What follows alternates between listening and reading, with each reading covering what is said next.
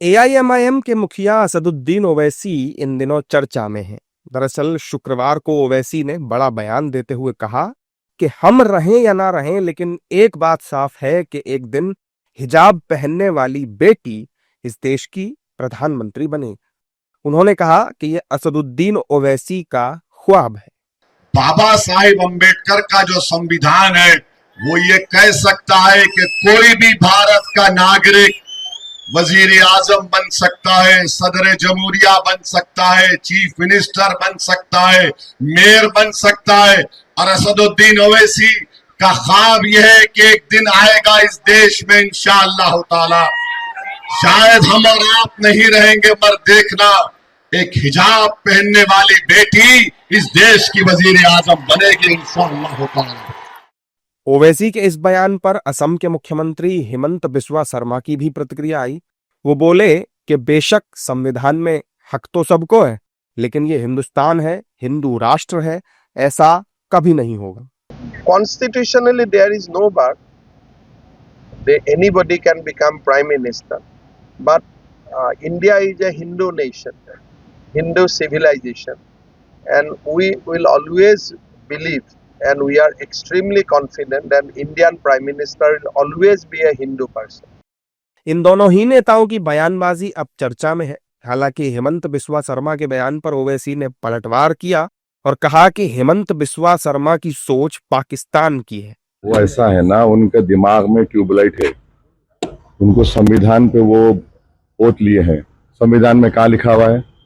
वो पाकिस्तान की ज़हनियत रखता है हिमंत बिस्वा शर्मा, इसीलिए कि पाकिस्तान के संविधान में लिखा हुआ है कि एक ही समुदाय का आदमी ही देश का प्रधानमंत्री, उस देश का और प्रेसिडेंट बन सकता है। हमारे देश में बाबा साहब अम्बेडकर का संविधान जो दिया हुआ है, जो हेमंत बिस्वा शर्मा से ज्यादा दिमाग था, ज्यादा पढ़े लिखे थे।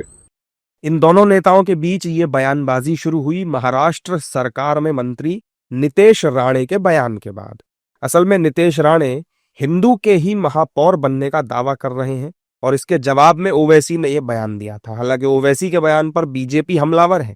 इस हिंदू राष्ट्र को इस्लाम राष्ट्र बनाने के लिए जो कोशिश हो रही है ना, उसकी शुरुआत बुरके वाली पंतप्रधान के धमकी से है। मतलब कल अगर बुरके वाली पंतप्रधान बन सकती है तो कल हिंदू समाज को इधर सबको धर्मांतर करके इस हमारे हिंदू राष्ट्र को इस्लाम राष्ट्र बनेगा, ऐसी धमकी ओवैसी देने की कोशिश कर रहे हैं।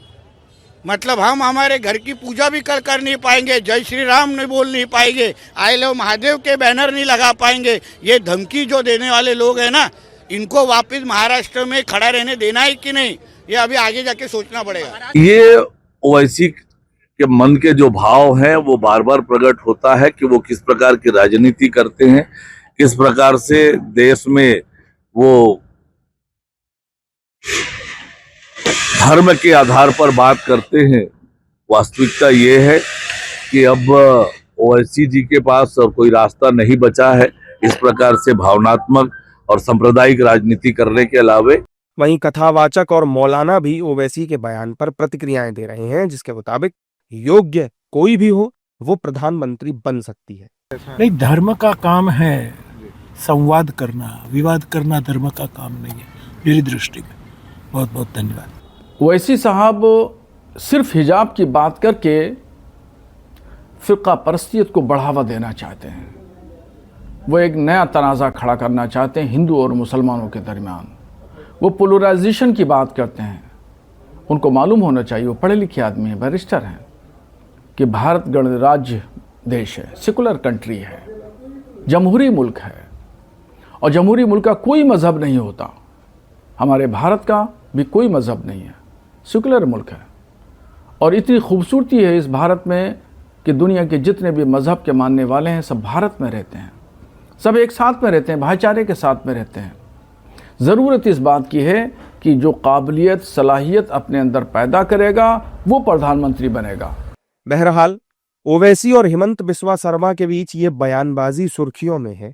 ये बात भी सही है कि भारत एक सेक्युलर देश है और भारत में बड़े बड़े पदों पर हर वर्ग और हर संप्रदाय के लोग बैठे हुए हैं, इसलिए इस पर राजनीति करना ठीक नहीं है।